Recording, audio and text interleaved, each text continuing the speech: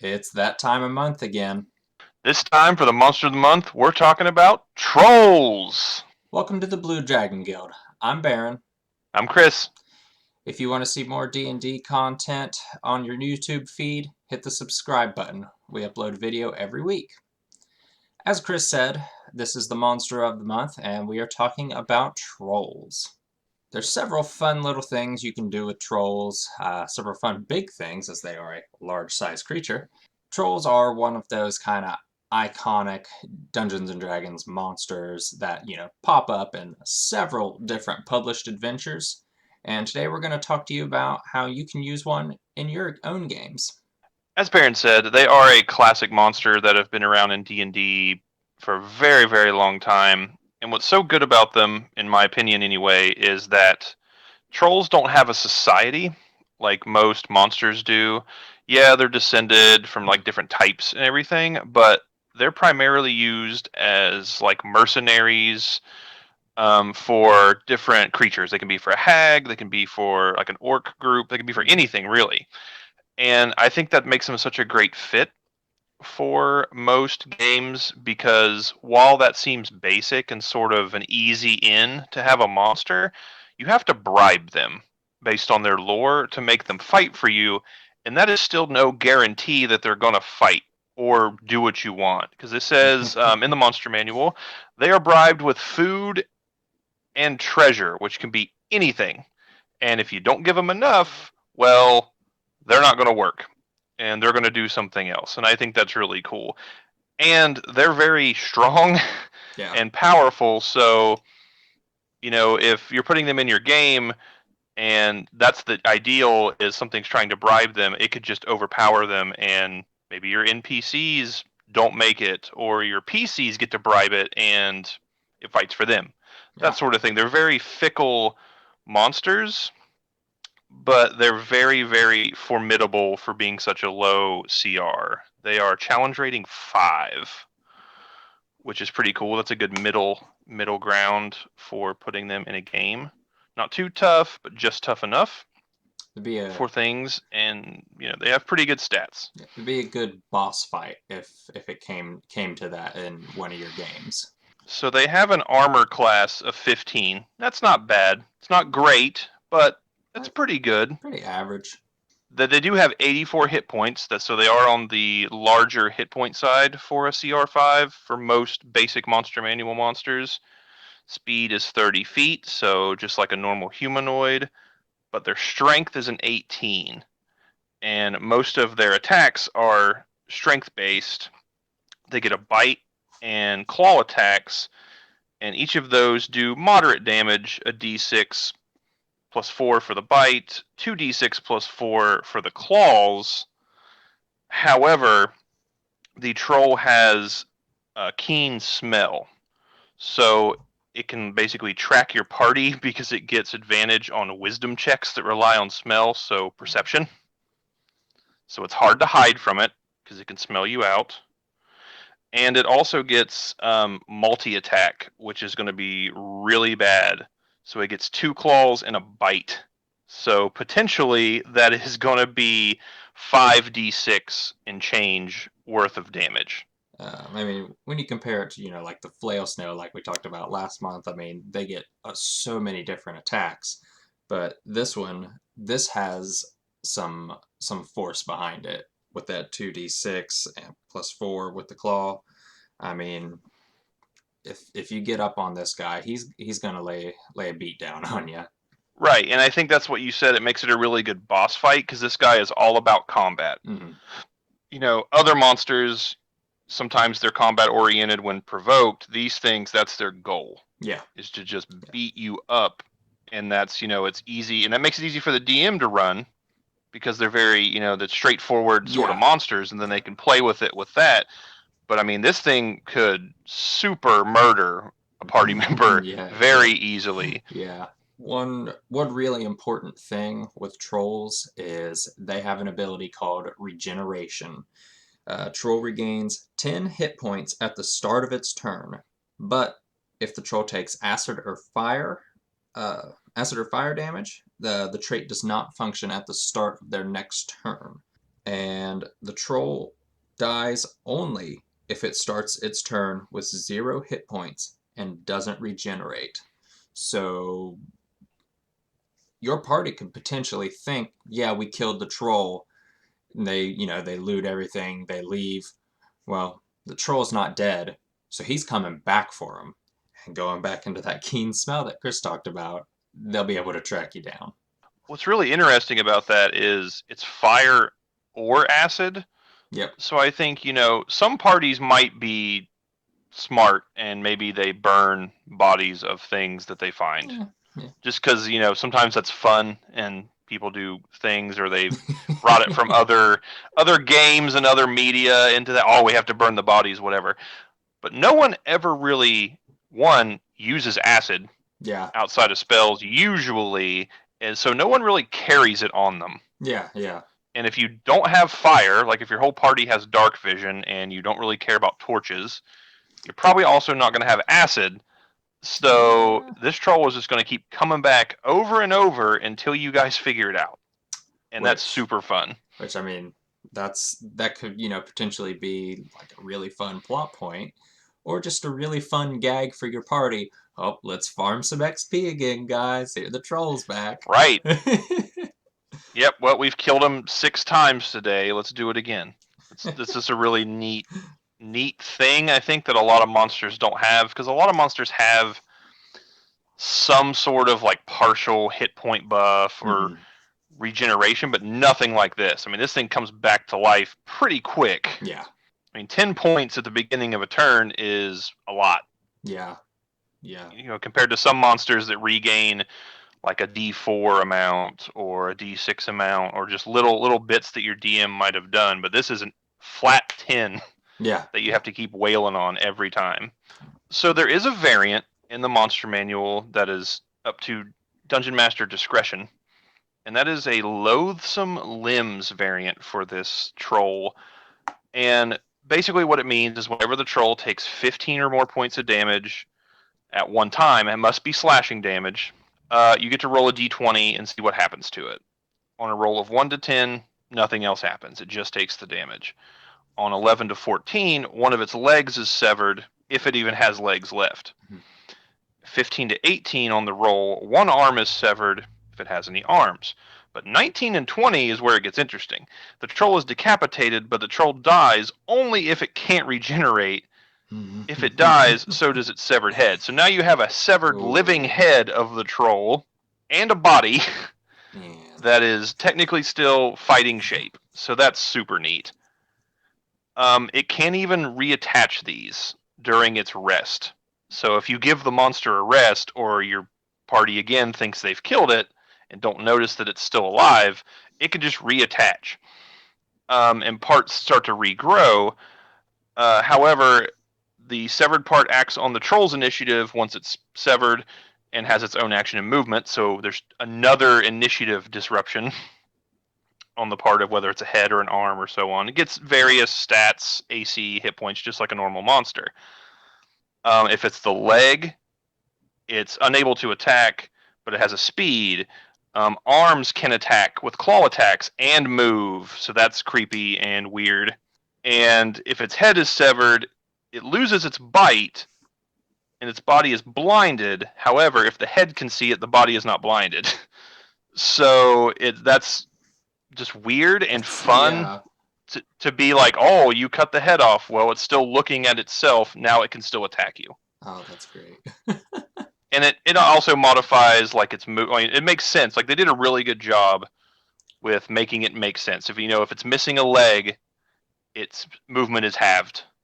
If it's missing an arm, it loses attack, and so on. But those limbs still, if you chop this thing up and you don't kill it, its limbs are just scattered, and it can come back and they could potentially reattach to itself. And that's super, super weird and fun. And as I said, it was a variant, but this seems like easy flavor for the DM to throw into its game, and I don't think players are going to expect it, especially new players. They're not going to know in-game probably that this is what can happen. I would almost say even experienced players. going back to Oh that, yeah. going back to the regeneration thing, and the troll keeps coming back for the party. Okay, last time the fighter knows, yeah, I chopped his arm off. Well, now he's running back in. He's carrying his arm, throws it at you.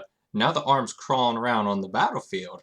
Those trolls, they're they're not of the highest intelligence, but I mean, like, as a DM, you can do whatever you want to the monsters. You can make the troll the smartest thing in the world. I don't see why you would, but like, there's a lot of fun you can have with that kind of thing. And I mean, think about it another way. Okay, if the arms get their own initiative, or their head, or in the body, still, that's basically like spawning two other enemies Yeah, for your party. So if your party's already weak and your fighter is the only one that's standing up, well, now he's fighting 3-on-1 yeah, potentially.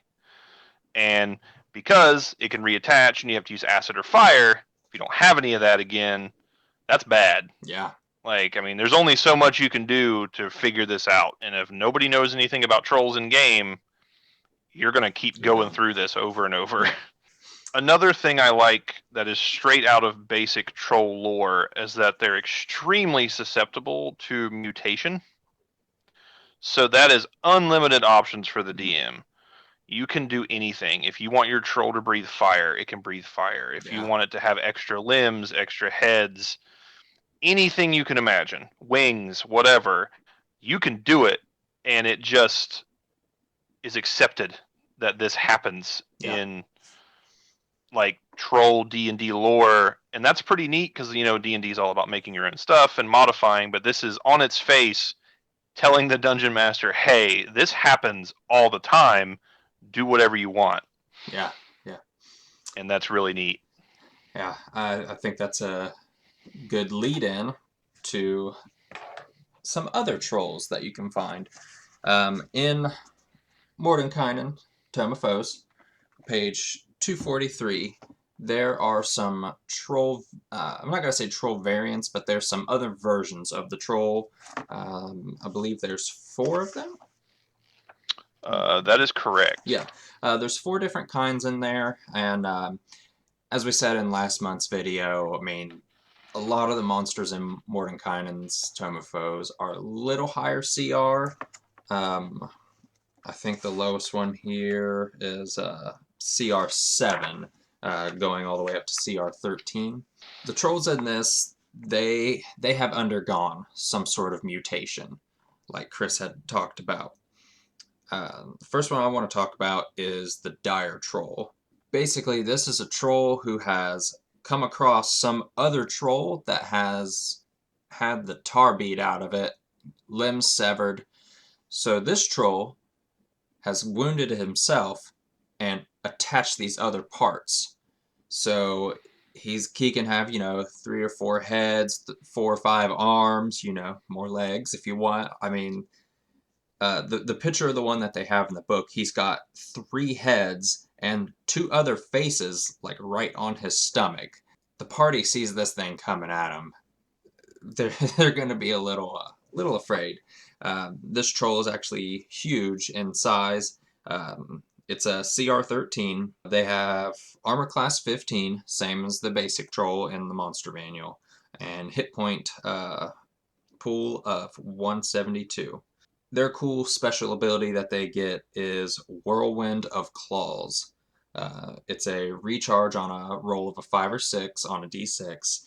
Each creature within 10 feet of the troll must make a DC 19 Dex saving throw, taking 8d10 slashing damage on a failed save or half as much damage on a success. So just imagine the troll walking out and just flailing its arms.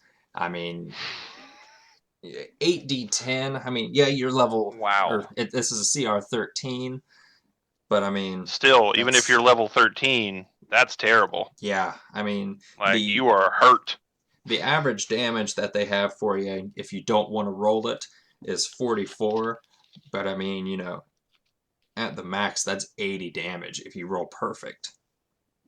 So, right. and lower level classes, or lower level characters, depending on your class, you might not outright kill them with 80, but you could just one shot drop them. Yeah, that is awesome.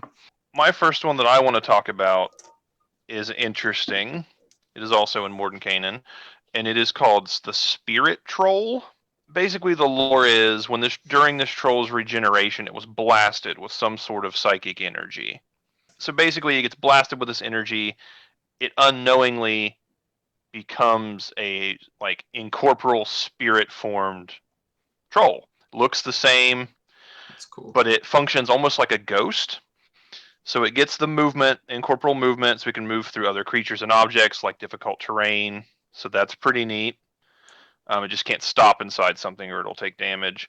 However, the thing that's really scary about this, other than it has an AC 17, that's pretty good, even for being a CR 11, is it is immune to bludgeoning, piercing, and slashing from non-magical. Now, that's not a big deal by the time it's the CR. Yeah. What is a big deal is it's pretty much immune to every condition.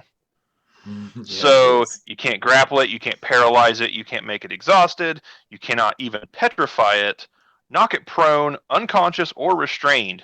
So if your party likes to use nets, like ours does, if your party likes to grapple it and just sort of just tackle things and overpower them, you can't. It is completely immune to this. And that is super nasty. And it still gets regeneration, as all trolls do. But its big one is it gets a weird bite. So its bite attack does 3d10 plus 3 psychic damage, which is awful. And the target of this attack must make a DC 15 Wisdom save or be stunned for 1 minute. The stunned target can repeat the saving throw at the end of each of its turns. If it ever succeeds, it gets, it is ended on that target. But that's bad. Yeah, it is. 1 minute, that's 10 rounds of done. You are not doing anything unless you can pass the save. On top of that, it also gets claw attacks. So 2 claw attacks, a bite with a possible stun, and you can't affect it with any conditions. Yeah. That is gross. Yeah, stunned is one thing that will end a party. We talked about that in our video covering the conditions, which you can find a link to that right up there. That's just mean. Yeah, that is just not, and it's so frustrating to have that happen to you, that you basically can't do anything on your turn but make the save, and you're going to probably still get hit and worry about that. I mean, it doesn't get the limb severing part, thankfully, but it still gets regen. It still gets everything else. They just keep layering abilities on it. Yeah. And it can just move through you and get away. Yeah. That's nasty. The next troll that I want to talk about is the Rot Troll. This one is a CR9. Basically, this is a troll that has become infused with waves of necrotic energy. As it's regenerating, it says in the book, it develops a symbiotic relationship with the deathly power. So it's not an undead creature, but it's a necrotic imbued troll. Their thing, they don't have regeneration. They have what's called rancid degeneration. At the end of each of the troll's turns, each creature within 5 feet of it takes 2d10 necrotic damage unless the troll has taken acid or fire. So instead of, the troll regenerating, it's kind of like a constant area of effect spell going on around it. It also has multi-attack with the bite and the claws. But I mean, this is the monster you throw at your party when, most of them are up close fighting, close quarters combat classes, character builds. It could even be this started as a normal troll, and the necromancer in your party, the cleric in your party, hit it with some necromantic spell. So it's your fault the troll's like this. And I mean, like, there's fun that you can do with that, just with that recurring character like we talked about. I know I wouldn't want to fight one as a player. No, and I think that idea is really cool to be, well, you killed it, but you didn't. Yep. Congratulations, your caster has now Yep. caused you to fight something worse. Yep. So the other one in Mordenkainen is the Venom Troll, and this thing is hideous. And I love it. It gets Yeah. a lot of abilities. It's a CR7, so still low enough to put in pretty much any game. Mm-hmm. What's interesting is this troll took a massive dose of poison during regeneration. So if you have an assassin kind of character that likes to use poisons, if you have NPCs that like to use poisons, Druids, and poison even spray. if right, yeah, like Yeah. you could, cantrips that do Yeah. poison like that, it could again cause this to be this. And has 94 hit points, so we're getting better. It's immune to poison, both damage and condition, which a lot of things are. No Yeah. big deal. However, it gets the keen smell, it gets the regeneration, Mm-hmm.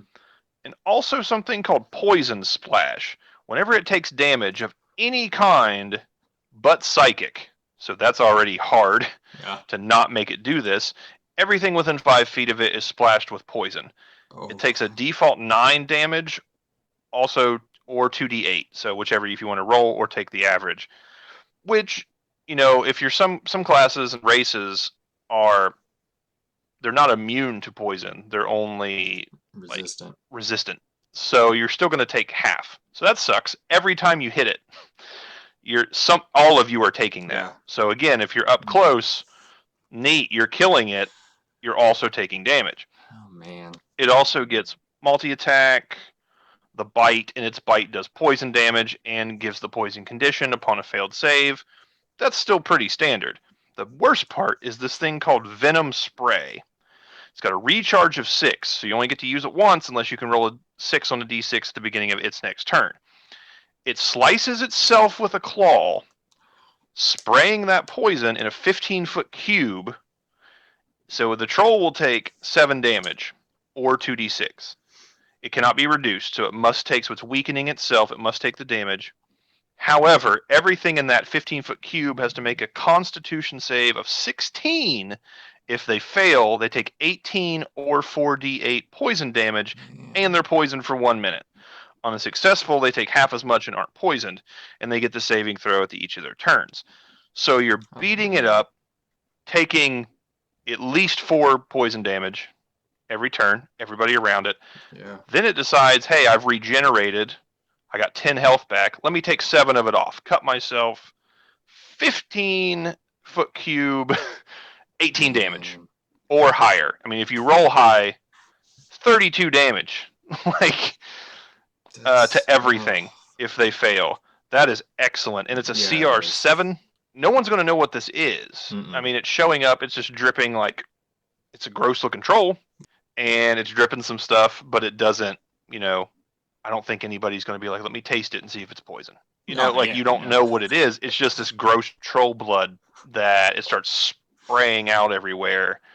Like, so ranged is your best friend, but not everybody's going to do range. Yeah.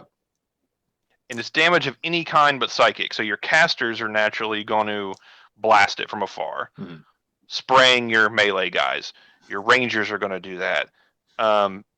And your guys up front are doing it. So your party is basically killing itself before it finds out what it's doing. And that's excellent. I agree very much. I kind of got the picture of like, oh, there's a troll attacking the village. All the little town guards go out, and the parties, they may join in. They may be like, oh, the town guard, it's just a troll. Well, the town guard, they start stabbing the troll. All this acid just starts pouring over and killing the town guard. So now it's like the party's like, oh crap, maybe we should intervene. I mean, like Chris said, it's a CR7. They get hit. Like it's a CR7, so it's not necessarily something that's gonna be extremely formidable for too high level characters. But I mean, even at level 10, I mean, that's still rough. These are, I mean, it's basically doing a constant area of effect. Like you Yeah, said with the rot troll, where yeah, the rot troll was getting energy damage of some kind, this is just doing gross yeah, poison. yeah, And I think that's really cool. And I thought of a way, like we said before, trolls are, you bribe them to use to slip them in your game to make them make sense, especially the venom troll. I thought it would be interesting if you used them for, say, either an alchemist or an assassin's guild. You have a quest to go there and talk to them, but when you get there, they're all dead, and you don't know why. People might frame you for it. The town is looking at it, or it's just a mystery. It's all hmm up to you. But what happened was this troll wandered in and just like consumed all of these poisons and things, and it was dying. So during regeneration, it's just grabbing potion bottles and drinking stuff, and it's all just poison. And now it's turned into this, and your party's not going to know what it is. They're going to think that they killed themselves, or you're going to think that it's just something else bad happened. They're not going to expect it was a troll that is now this. Yeah, that's a really fun idea. With all these trolls, the regular base troll, and then the four that are in this book, you can have fun. Especially if the party ends up not technically killing the troll and the troll just keeps coming back, you can quote unquote evolve it into one of these if you wanted. At the end of the day, I mean, like, these ones in the Mordenkainen's book, they're mean. Yes, these are what you want if your party is geared well, Yeah, yeah. or you're mean, or You're you you talking just about want something yourself. different. Like I am. If you or you're just if you just want something a little different, and it's Dungeons and Dragons. So going back to the mutation that we talked about in the beginning of the video, you could just pick and choose these abilities Yeah, and paste them onto the base monster manual droll, and depending on what you pick, it might not even change the CR. yeah, So yeah, if your party is out of game, like to really invest in the lore of monsters, so they're like, oh cool, we're fighting a troll, or oh great, it's a troll, classic, yeah, boring, yeah, whatever. Boom. yeah, Oh, I didn't expect that. How did that happen? Oh, this is why. And you find it out in the story. yeah, It makes it memorable for your party. It makes it memorable for you because you got one over on them. And it's just super, super cool. And they can fit in. I mean, these are all good mid-level monsters up to, like you said, the highest boss monster is yeah, 13. And you could even put that monster leading other trolls, and you're like, oh man, eventually in our campaign, that's going to be the final boss fight. yeah. That Like, kind that's a of cool lead up. Yeah, that kind of plays into the idea that I had to implement trolls into your game. If you read in the Mordenkainen's book, it talks about Vaprak, which is like the god of the trolls. The idea I had was there's this massive gathering of trolls because some troll is claiming to be the avatar of Vaprak. So all these trolls are coming in. They're like flying his banner. They're trying to take over everything. Um, in the little bit of lore that I looked up, um, Vaprak has kind of a beef with the halflings because the halfling god Brando Barris like bested him, and I think it was a contest of some kind. I can't remember. One cool way you could implement it, it's like, all right, the lands where all the halflings are from, they're being invaded by these trolls.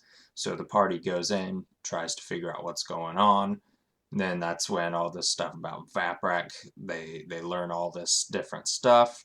You can implement, the regular trolls and every single troll that's in the Mordenkainen's book, and just be like a troll-centric game. Even if you're not using Vaprak, that's like a Forgotten Realms kind of backstory lore. Even if you're not using that, you can still use like, oh, there's a troll warlord. He's uniting all the trolls. Um, I think that's a really different way because, like Chris said at the beginning, trolls, they're more solitary, loner kind of creatures. And if you've got an if you got an experienced party, they're gonna be like, oh yeah, trolls. It's they don't hang around packs. And then another troll shows up, and then another troll shows up, and they're like, oh, whoa, whoa, whoa. They don't do this. They don't hang out together. Right. Um, Until they do. and until they do, yeah, kind of kind of a little way to kind of fight the meta game. I know I like to think that most players try not to meta game, but there's times that you kind of do, and then you have You to still stop. do. Yeah, it's like, oh wait, I And don't know that. Calm down. and I've had times where, especially in our games, where I've done that subconsciously, hmm but it was more like, oh man, like I hope it's a troll. And then we get there and like, oh cool, it's a troll. And then I'm like thinking about everything in the out of game, like what I know about them. But then I'm like, oh man, I kind of hope it's different. And hmm then somebody makes it different. Like one of these. Like I've never fought any of the extra types of trolls. I've never even fought the regenerable limb kind of troll. I just know about it because of Yeah. researching all this. So I'll be like, I wouldn't expect that, and we're pretty experienced, and Yeah. I'd be like, oh, they can do that. I got to go back and research this. Yeah. Yeah. So, and then more and more it just builds and builds, gives you ideas for my games and other games, and Oh start yeah. looking at how other Yeah. people use them and everything. So they're a neat, versatile monster that don't seem like they would be interesting. I agree, but I mean, like with all these different kinds of trolls, there's tons of ways you can make them interesting with like the limb variant, the mutations. I mean, like you could have a winged troll. I give the troll flying speed. I mean, Right. just swoops down, Anything, breath snatches up weapon, the cleric. give it breath weapon, give it invisibility, and Yeah. you could justify it any way you want. Like the book states, oh, it can do this really crazy thing. It can Yeah. cast a spell or something. Oh, because it ingested Feywild water, Yeah. or it Yeah. ate a mage. Anything. It could be like goofy. It can be serious. You could do whatever, but it Rogue. just works. Yeah. So this has been our look at the troll. If you've encountered any trolls in your D&D adventuring, tell us about it down in the comments below. Make sure to hit that like button. If you like this video and you don't want to miss any more videos from us, please hit the subscribe button, and we put out a new video every Friday. And until next time, keep the dice rolling.